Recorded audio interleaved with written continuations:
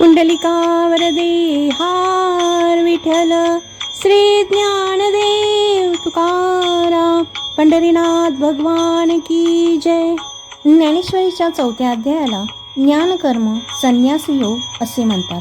या अध्यायात भगवान श्रीकृष्ण अर्जुनाला ज्ञानयोग आणि निष्काम कर्मयोगाचे महत्त्व समजावून सांगतात. यात श्रीकृष्णाने सांगितलेली गुरु परंपरा, अवतार कार्य आणि ज्ञानाचे महत्त्व यावर संत ज्ञानेश्वरांनी अत्यंत रसाळ आणि काव्यात्मक भाषेत विवेचन केले आहे. अवतार रहस्य आणि गुरु परंपरा. अवतार रहस्य आणि गुरु परंपरा. भगवान श्रीकृष्ण अर्जुनाला सांगतात की हा ज्ञानयोग मी पूर्वी सूर्याला सांगितला होता.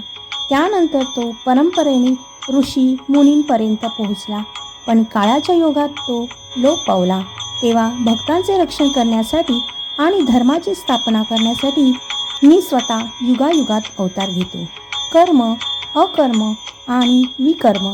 ज्ञानी पुरुषांचे वर्तन कसे असते हे सांगताना माऊली म्हणतात की ज्ञानी व्यक्ती सर्व कर्मे करतो, पण फळाची आसक्ती नसल्यामुळे तो त्या कर्मात लिप्त होत नाही. तो सर्व कर्माचा त्याग करून आत्मस्वरूपात स्थित असतो. ज्ञानाचे महत्त्व. या अध्यायात ज्ञानाची महती सांगताना म्हटले आहे, ज्ञानासारखे पवित्र या जगात दुसरे काहीही नाही. ज्याप्रमाणे प्रज्वलित अग्नी लाकडाची राख करतो, त्याचप्रमाणे ज्ञानाचा अग्नी सर्व पापांचा आणि संशयांचा नाश करतो. समर्पण आणि भक्ती.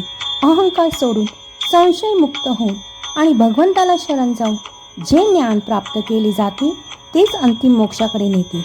ज्ञानेश्वरीच्या या अध्यायाचा सविस्तर. ज्याप्रमाणे डोंगराच्या पायथ्याशी आपणच बोललेला शब्द काही कारणाने प्रतिध्वनीचे रूप घेऊन तसाच उमटतो, त्याचप्रमाणे अर्जुन या सर्व उपासनांचा मी केवळ साक्षी आहे. येथे ज्याच्या त्याच्या भावनेला अनुसरून फलाची प्राप्ती होते.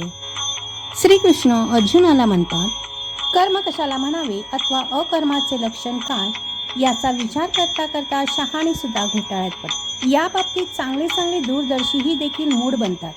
तेथे बिचारा मूर्खांची काय कथा.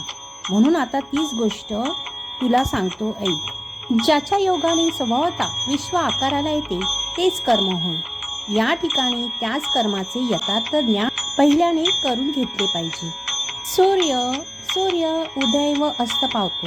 या एका प्रमाणावरून तो चाललेला भासतो, पण वास्तविक तो चालत नाही. त्याप्रमाणे तो कर्माचरण करीत असताना आपले नैष्कर्म जाणतो. या कथेच्या श्रवणाने एकतर कानाचे पारणे फिटेल आणि दुसरे अनायसे संसार दुःखाचे समूळ उच्चाटन होईल. म्हणून प्रसन्न मनाने हा गीतार्थ चांगला ऐका, असे निवृत्त नाथांचे शिष्य ज्ञानदेव म्हणतात.